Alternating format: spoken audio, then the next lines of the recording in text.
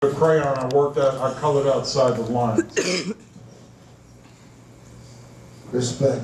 Thank you, brother. What's your name? Click. Click. So, first and foremost, thank you for sharing. It's really dope to hear the positive and feel positive energy from you. So, looking at your book, I'm kind of curious. What subjects have you taken pictures of that you wish you never took pictures of? Because I look at the book and I'm surprised. Like I must, being a photographer, you speak you have such this positive energy, but you also frown upon the negative energy. And so being a photographer, I'm sure there's been plenty of subjects that you've taken pictures of, I guess, to get for the job, or with magazines or whatnot, but at the end of the day, you might not fully agree or even like their music. Do you know what I mean? I'm curious, It's a brilliant question, but the answer is I never did anything for $1. Because if you're dope, the money will come to you. If you just want to make money, then go to Wall Street. I never thought about making money. I was told early on that if you're dope, you're going to make money. You're going to be able to survive and feed yourself and feed your seed and feed your community. All right? So if there's a place in Brooklyn called Junior's, and all they used to make was cheesecake. And people come from all over the world. They go to New York, they go to Brooklyn, they want a piece of that cheesecake. Why? Because it's so dope. If you're a farmer and you grow corn, and all you do is grow corn, you love that corn, your grandfather grew corn, you grew corn, your kid, that corn's going to be sweet. People are going to come from around the world. How many of you know somebody that cooks and you go to their house just at dinner time because it's so dope? Okay? So what I did was I said, my shit's going to be so dope, I'm going to make money. And people are going to come to me and ask me to photograph them and pay me good money. All right? As far as your answer, yeah, there were some people I thought were scrubs, but guess what? As a documenter of this experience, you cannot stand there and make moral judgments. You have to photograph Clint Eastwood's movie, The Good, the Bad, and the Damn Ugly. All right? You got to photograph it all, because then you could go back and you've documented that experience and people can say, damn. Because I could have just taken pictures of the conscious, but that would have been a very small book and not everybody would have related to it. But even with the unconscious, I sat with those motherfuckers and tried to educate them and make them understand that they were aiding in the destruction of their people. And if they gave me any shit, I made a phone call, and on the way out they got visited by some cats that were not as articulate and friendly and all warm and fuzzy as I was, and they sat their asses down and told them, now you are going to listen. And the next time you come out with something where you talk about putting Molly in some woman's drink, we're going to have that ass of yours. So yes, I documented the good, the bad, and the ugly. But I also tried to educate the good, the bad, and the ugly. And the good, I didn't have to educate. The bad, they might not ever listen. And the ugly wanted to be pretty. So yes, that's been my job. And I am a revolutionary, I'm a freedom fighter, and I am hip-hop. And those people that claim to be hip-hop or in this exhibit, shit, they couldn't be hip-hop if they, shit. Shit. Real quick, right before, actually, I'll wrap up with my story. Who are you? I'm just another man that loves art and love. And What's your name? My name is Mindbender Supreme, but my name is also Addy. And I'm just a student, man. I'm nobody, man. I'm Love. I want people to just start calling me Love. It's also my family, but we're not going. I'm going to pretend I don't know. Yeah, for real. Yes, brother. Thank you, man. I just, God, infinite thank you to you. But what you said, I just want to parallel it and just bring it back here, because you said something extremely profound that everybody in this city and country needs to hear. I love that parallel you had where, we have all these beautiful resources here in this country, but we don't, the difference between Toronto and New York is Toronto is just self-hate, screw face, but New York is fuck you attitude, like, yo, I'm here, I represent, I want it, I take it, I'm going after it. But Canada doesn't have that drive.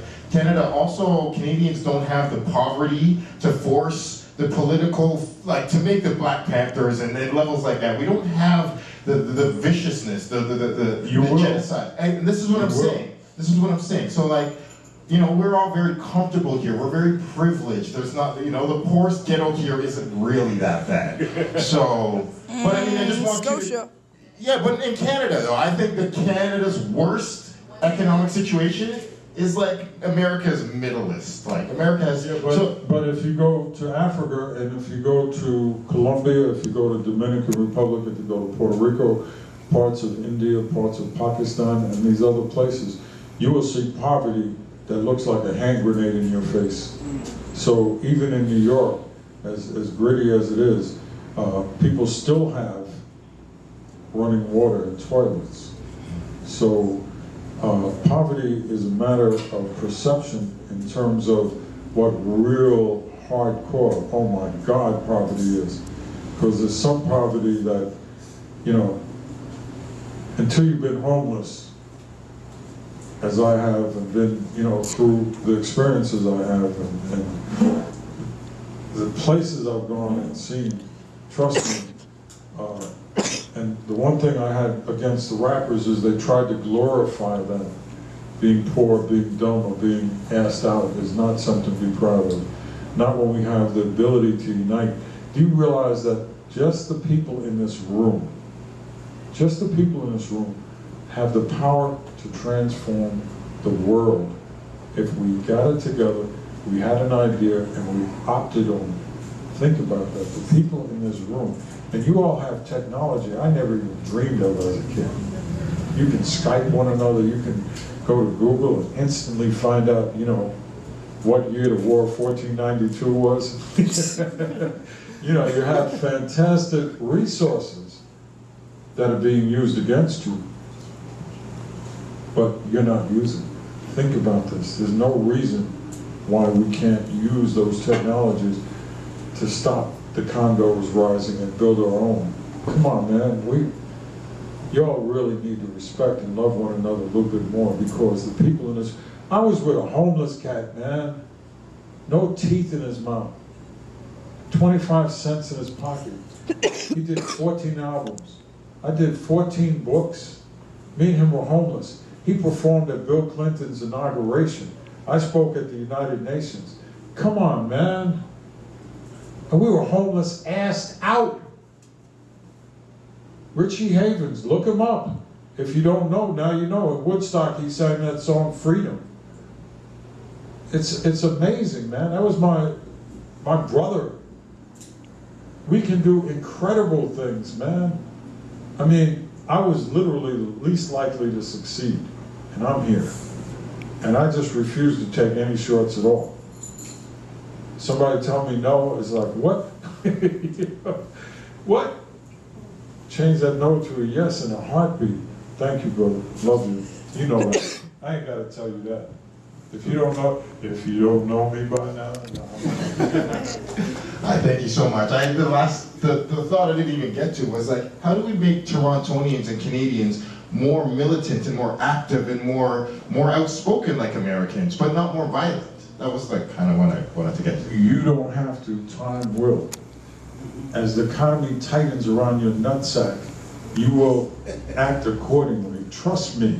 And you're not going to gentrify this city and have $1 million, a room this big for $3 million, and not start to feel the pain. And pain, if you think about this for a second, Italy had the Borgias, the popes, the Inquisition, invasions, revolutions, earthquakes, volcanoes, and they created the Renaissance.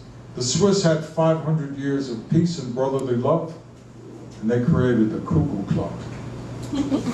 And chocolate. They didn't invent chocolate. They stole that from Africans. We had chocolate always. What I'm saying is, reggae came from where? Shantytown. Jazz came from whorehouses. Rap came from the hood, from the high rises. Blues came from the poor South, from first, second generation children of slaves. Every art form came from poverty and pain. Matter of fact, I know the blues, I know very few people that can create if they haven't had their ass kicked somewhere, broken heart or something, you know, because then it's like mayonnaise, you know. The more your ass is kicked, the more proficient you become and the more creative you become. That's just human nature. Go ahead, brother. What's your name? My name is Juan Love. One Love. Juan Okay. Love, yeah. Okay. So we had met many years ago. I just want to say thank you, first of all, You're welcome. and I'll tell you why. Thank you for having me. I was actually in New York when you did that speech, when you spoke. At the hip hop political thing, Yeah. where I dissed everybody in the room. That's right. Thank you. And we need See, to that's, make- that's a miracle, see?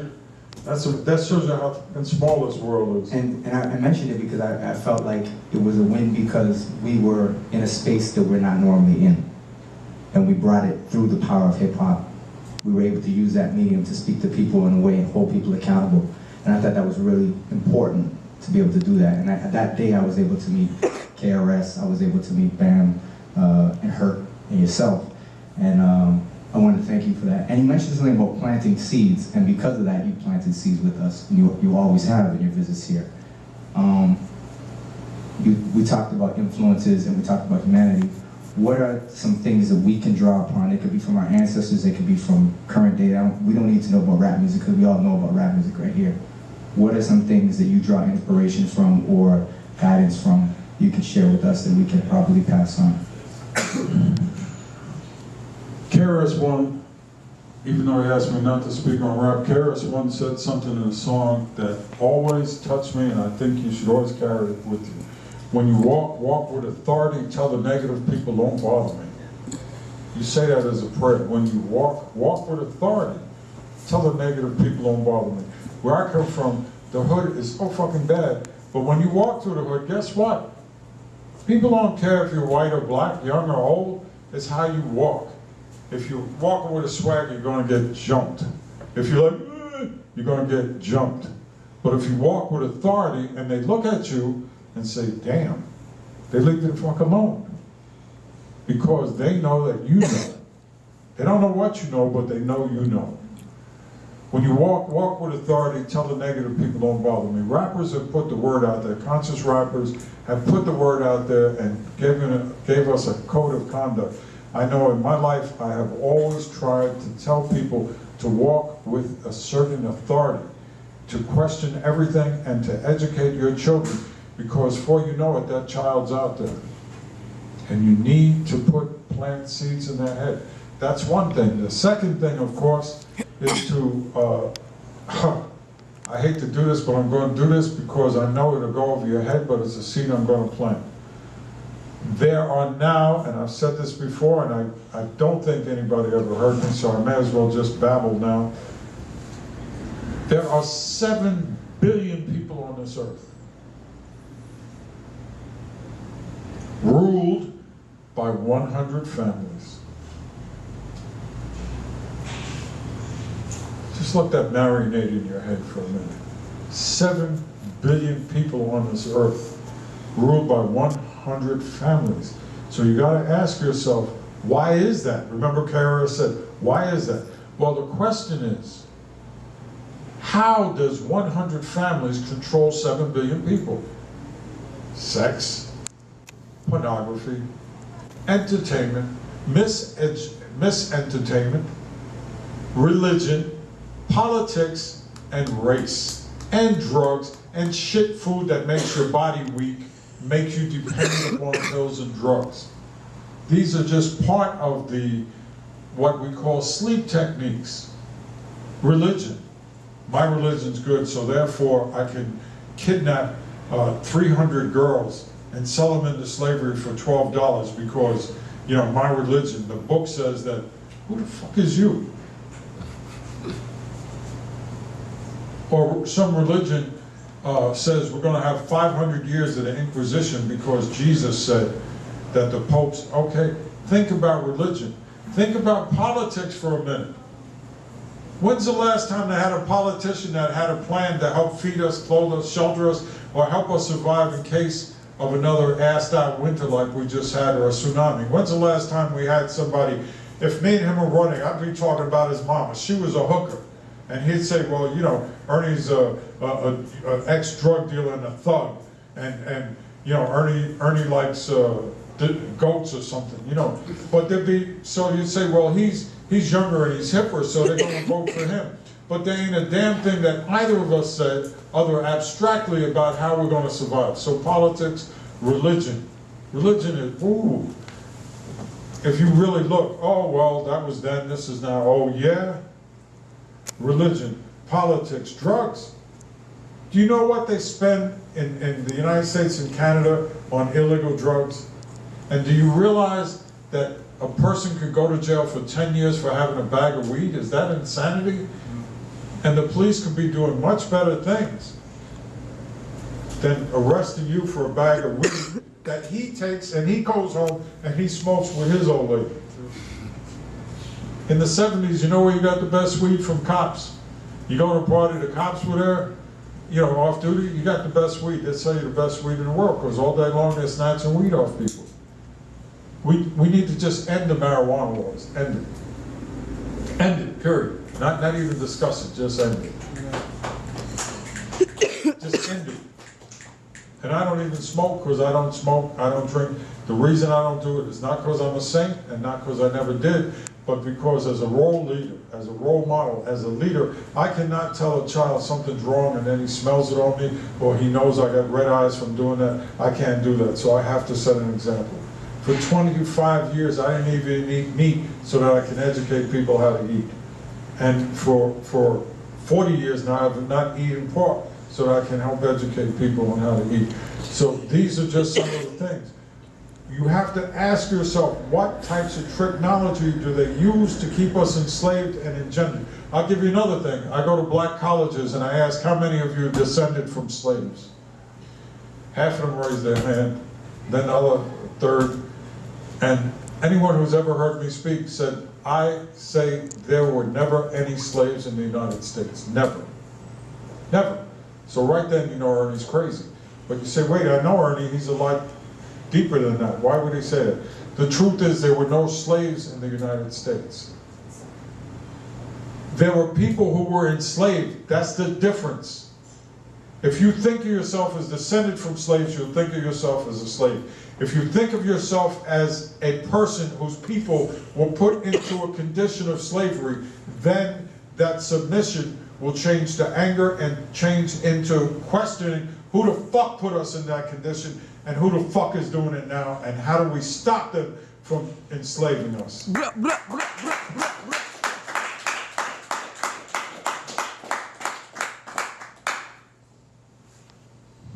Thank you. So just that last little piece of one or two things that you have either read, watched, or the people can get their hands on to continue to plant seeds. Something they could take home. I have to go a little bit deep. And even though I just dissed religion, there still are faith in the Creator and in the Spirit and in that spiritual realm within us. A book that transformed my life was given to me deliberately when I was 13 years old. I was homeless, and I saw this man all the time walking around, and he seemed really together. He had a red beard, red hair. And he came up to me one day, and he said, I want to give you this. I said, I have no money, I can't buy it. He said, don't worry. He said, but don't read it now because you're too young. He said, you can read a little bit of the first few pages, but don't read the whole book. Well, I waited 25 years and I started to read, and I think I got to about the third chapter. The book is called Zen Flesh, Zen Bones, and it's by Alan Watts. And I was 13 years old, and I'm a little bit more than 13, and I still read it. And it taught me about Zen. And I became a Buddhist because of that. But Buddhism is not, Zen Buddhism is not a religion, it's a way. And it transforms you. And a lot of the martial artists use Zen. And Zen For those of you who have lovers, when you kiss your lover, kiss them and let the entire world go away. When you drink a glass of water, drink that water and ask yourself, where did the water come from? And how did it get in the glass? And what does it do in my body? And why am I up here in Canada drinking a glass of water, talking about a glass of water, something so simple? And the answer is that it's not simple. Because if you can drink this water and focus on it, everything in your entire life will change, because everything you do, you will have that focus. And you will have that power of that concentration. And that's why you can look in someone's eyes and they're moved. And you walk with a certain spirit and they're moved. And you could go up and talk, you guys can go up and talk to a woman and not look at her like she's on another planet, but look at her as a human being and make that contact. It begins with a glass of water. So one of the books that profoundly changed my life was Zen Flesh, Zen Bones. And I'll give you a poem from Zen Flesh and Zen Bones. There was this man who had a beautiful daughter, and she became a teenager.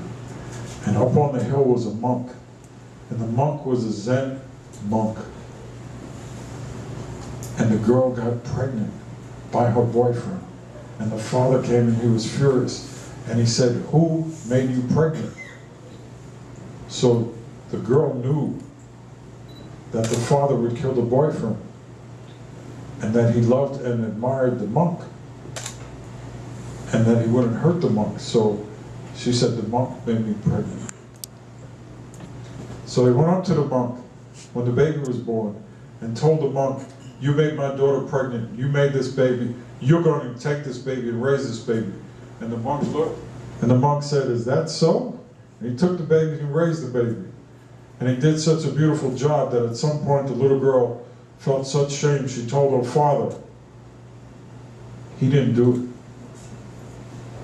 And the father understood it, and the father went back to the monk, and the father told the monk, I'm sorry, you've done such a great job, you're so, I apologize with all my heart, I'm sorry, I'll take the baby back now and I'll raise him, I'm sorry. And the monk looked at him with the same smile and said, is that so? Okay.